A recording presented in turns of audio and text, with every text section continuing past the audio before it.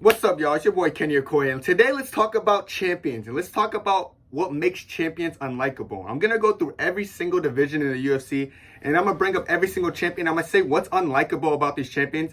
Some of these champions are just way more unlikable than the other. Every single champion on the UFC, regardless, has an unlikable feature, and I'm gonna have to get into that in this video. I'm not trying to cook these fighters, but some of these things just make them very hard for like the casual audience to like, or like to diehard MMA fans to like. So these are what makes every single champion unlikable in each division. Starting off with flyweight, we got no other than Pantoja. What makes Pantoja unlikable? With Pantoja, it's like, I feel like it's hard to hate Pantoja because he doesn't really do anything out of the ordinary or anything that's like, makes everyone want to hate him. But I've noticed a trend on like Twitter and seeing stuff about Pantoja, why people don't like him. It happens to be just because he has close fights with people and they always think he lose the fight. I know after the Moreno fight, everyone was just crying like, oh, Pantoja fake champ this, fake champ that. He didn't deserve to beat Moreno. He didn't beat Moreno. Even after the Royval fight, oh, all he's doing is hugging to his way to a victory. Royval would have pieced him up if this happened or if that happened or if this happened. Then after the Usyk fight, oh my goodness, robbery. Usyk won. I hate Pantoja, fake champion. He's the most fraud champion. So one thing I've noticed about Pantoja, I think it's just his ability to have close fights and win makes him unlikable to a sense. I really feel like he's won every single one of those fights I just mentioned, but for some reason, I feel like just because flyweights always have these close fights, all these crazy scrambles and stuff, I always want to go for the challenger rather than the champion. So I feel like that's where a lot of the hate from Pantoja stems from. It literally just comes from people like, I like the guy Pantoja's fighting more than I like Pantoja, so I want the close fight to always go to the challenger, and it doesn't go their way. Rightfully so, and then they look at Pantoja and like, oh, I hate this guy. This guy's a fake champion. I feel like if he just wins fights more decisively, all that hate's gonna go away. Maybe they would just hate him because he's too good at that point, but I don't know. But like, I feel like most of the hate that I've seen from Pantoja has just stemmed from stuff like that. Like, oh, he's having too close of a fight and he should have got, it was a robbery this, it was robbery that. I don't think he should have won. So when you think about it, Pantoja's kind of overly hated for people don't like him for no reason. But like, I'm not gonna say no reason because I feel like you could say that's a reason because they think he's not rightfully winning the fights. But if you actually watch back those fights, you notice he uses his wrestling very well towards the later ends of the rounds to clinch and secure the win. But I will say all these fights are close. So is a lot of flyweight fights. You know, Moreno and Figgy used to have like these close competitive fights until one had a finish or a decision. So like, I don't know, like I feel like a lot of flyweights in general just have close fights because they're very athletic, very fast, and they're very skilled fighters. So I feel like Pantoja's hate is kind of unnecessary, but like I said, people are gonna hate because that's just how the MMA community does. Like we have to, like people just hate to make the world go around. So yeah, I feel like that's the biggest thing with Pantoja that brings him hate and makes him unlikable to the audience. And now we're gonna go to Sugar Sean O'Malley, bro. Let me just say this. I feel like a lot of hate comes from the fact that he lets his wife sleep with other people. And she's like, I want to have with someone. And you know him. Like, it was one of my buddies. You know him. And so I said, who is it? And she told me. I swear to God, I messaged that kid. And I said, you know what kind of relationship we're in? I'm not going to be mad at you. If it happened, if she hits you up, you have my word. I don't know, like, it was that. Like, he's went on interviews and podcasts saying, yeah, I let my wife sleep with my friends if they have a crush on them or something. I'm like, bro, like, I look at situations like that, I'm like, bro, what, like, why? And it's not like it's any of our business. Like, we shouldn't like, oh, I hate him because he lets his wife sleep. But like, that's how people are in the MMA community. I don't really care. I'm just like, it's weird to me. I'm like, why is he even, what kind of guy's gonna do that? What kind of man's gonna do that? But then again, it's not my business, so I don't care. I don't lose sleep over it. I don't tweet over it. I don't really care over it. But a lot of people on Twitter I've noticed and Instagram, they always clown him for this. Him and Ian Gary, but Ian Gary's not champion, of course. So Sean O'Malley is one of those champions who just let his wife sleep with anyone. This top G over here, this motherfucker with a status, trying to let dudes fuck his wife. Cheeto's a fucking stand-up motherfucker. Hey, man, yo, Sean, do what you gotta do. I'm not gonna hold you to it, but it is a little bit weird. Like, I will be honest, like, I don't know why you're gonna marry someone and let them sleep with other people. But, yo, like I said, to each their own. But I feel like that's where Sean gets a lot of his hate from. And if you don't hate Sean because of what he lets his wife do, you probably hate Sean because his trash talk is so cringe. Every time he opens his mouth, you just cover your ears. It's like, he doesn't know how to trash talk, he's cringe every time he opens his mouth. I just hate the way he uses the mic. Like, I wish he had more charisma on the mic, or I wish he just knew how to talk better. Because every time he opens his mouth, I feel like people are like, oh my goodness, not again. What you would like to do next? Dana, give me a jet to Spain, baby. I'm coming for Ilia Topuria. And if he doesn't want it, f it. I want Ilia, baby. Give me Ilia. So, like, he needs to work on that a lot. So not only like do what you got to do in your personal life. Like I said, I don't care about it, but I know a lot of MMA community are gonna cook you for it. But as far as like, you know, your trash talk, that's something you could actually like, you know, maybe change. Like bro, figure it out, bro. He has the potential to be like a Conor McGregor superstar-esque, but he just has no trash talking ability. So like it's out the window. So bro, if you're gonna let someone sleep with your wife, bro, at least be able to talk some crap. You know what I'm saying? At least be able to like talk some crap and like cook people, because if not, you're gonna get cooked in every press conference. Like imagine Colby Covington in the same presser as someone like Sugar Sean. Oh my goodness, like that ends so badly for Sugar, because he's gonna get cooked. At least get your mic skills up, and then, you know what I'm saying, I feel like he'd be more likable. But even so, I do know a lot of Sugar Sean O'Malley fans who just like him just because he has charisma and he's just like, he's Sugar Sean. So to each their own, like I said, to each their own. But that's why I feel like Sugar Sean O'Malley is looked at sometimes on the unlikable side to some fans in the UFC. All right, now we got Ilia Topuria. Ilia Topuria, dominant fighter, good fighter, has great boxing. What makes him unlikable to me, I feel like, is just his whole thing about like kind of imitating Conor and like, oh, I'm gonna grab this belt off the desk, it's my belt now. Oh, I'm gonna change my bio, I'm gonna get these tattoos, just like the same tattoos Conor has. I don't even know if he like likes Conor or like, I remember he said one time he wants to fight Conor. That's a dream fight of his. So I'm pretty sure he might idolize Conor or something, which is why he imitates him at all. But I feel like when you start imitating a fighter to a certain extent, it kind of turns into like you're trying to be him, and I feel like some people can see it like that. Maybe that's what it is, and maybe not. Maybe he just wants to be his own person, but he happens to unintentionally mimic Conor and do what Conor does, and it might not be his fault. I'm not trying to hold him to it too much, but I'm just saying, like, I feel like he kind of imitates Conor to a little bit, and I feel like that's why people are like, oh, I don't really like Ilia. In addition to that, before the Volk lead up, I know people were really upset with him because they thought he was overconfident. Oh, he's gonna get knocked out, he's too overconfident, and then he ended up winning. So I feel like people see his confidence and be like, oh, he's too overconfident, which I don't have a problem with at all.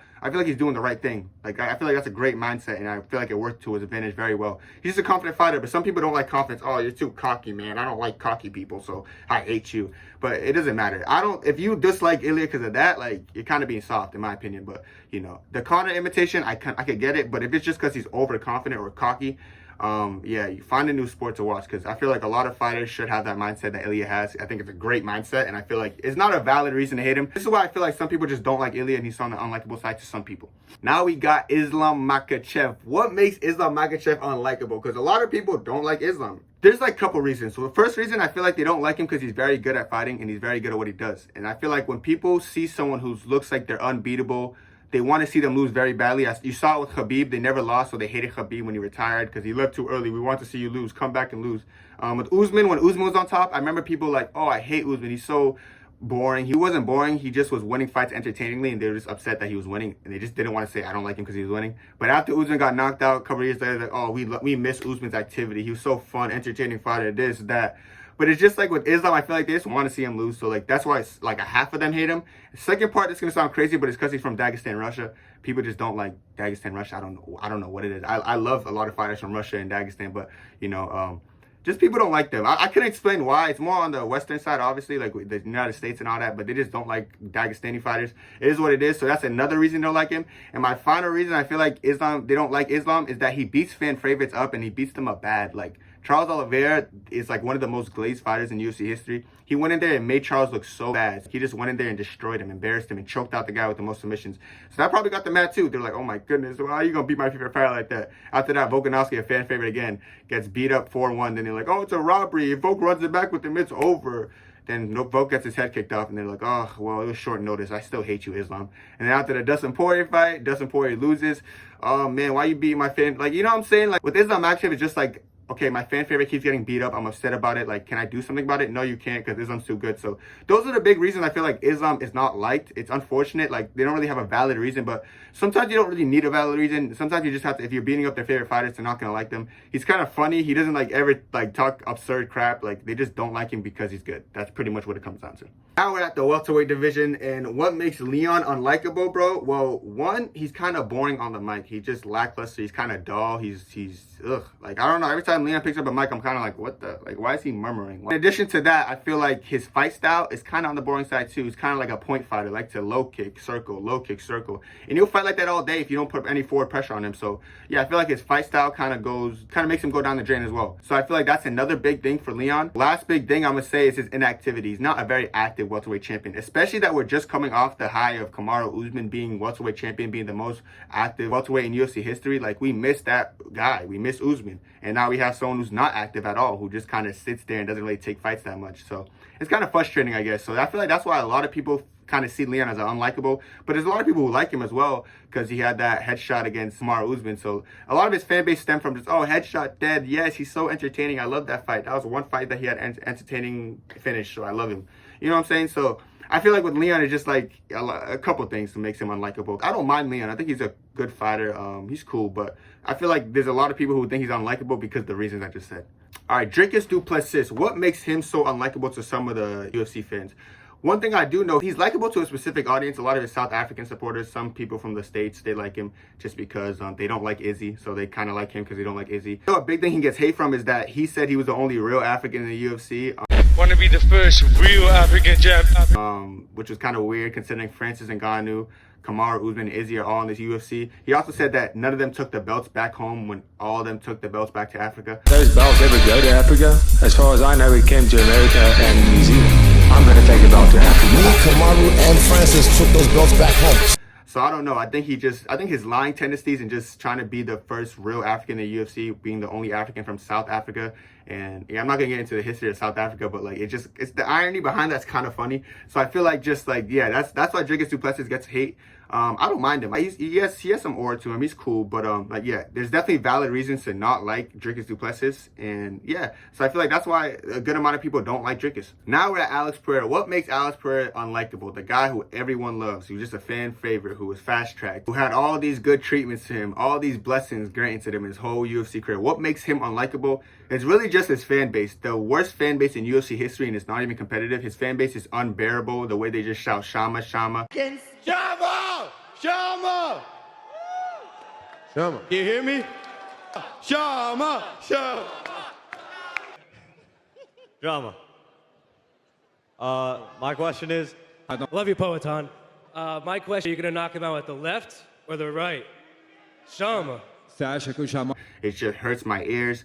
The tweets you see about this guy, it's just his fan base makes him unlikable, which is unfortunate, but I feel like most people still like Pereira. Like, I feel like you shouldn't like go off their fan base, but the biggest thing that like people will point out is just how unbearable his fan base is. It sucks that a great fighter like that has like the worst fan base in UFC, but yeah, it's unfortunate. Real, I'll be real, like unfortunate for Alex, but I think Alex plays into it, so good for Alex. Maybe it doesn't annoy Alex, which is probably the best case scenario because it's annoying to everyone else in the community. And the fact that he's so loved, but even his fans are talking about how annoying his fan base is hilarious.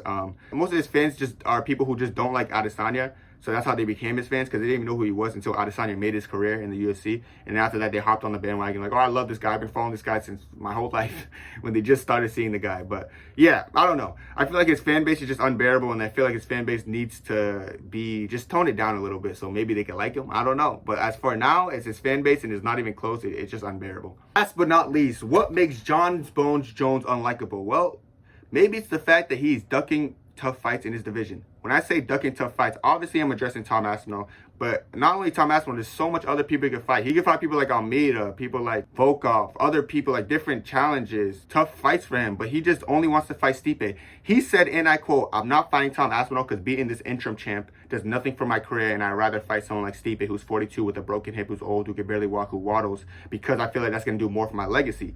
Then he turns around and says, "I would love to invite a fight with Alex Pereira. I would love to fight Alex Pereira. Alex Pereira this, Alex Pereira that. Alex Pereira would be a hard challenge for me." What?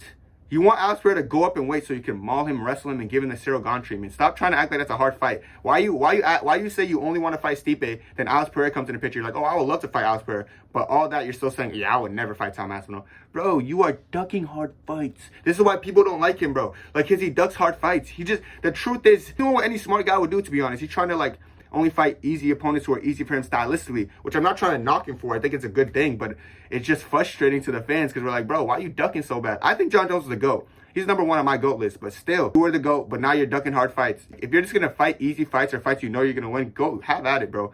do it or retire, but I think right now he should just vacate the belt because he's holding up the division. I think Aspinall's going to have 3 defenses in the interim belt before he even fights Stipe because Stipe's hurt, he's hurt. They're just being weird, bro. So, yeah, Jones should vacate the belt.